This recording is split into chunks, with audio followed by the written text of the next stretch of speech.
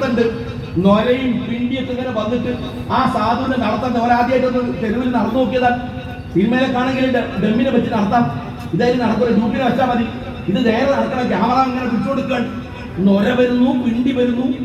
അങ്ങനെ പോയ സുരേഷ് ഗോപി മന്ത്രിയായിട്ട് മാസങ്ങൾ കഴിഞ്ഞില്ലേ? കരുവന്നൂർ വേണ്ട എന്നൊരു വാക്ക് പറഞ്ഞോ?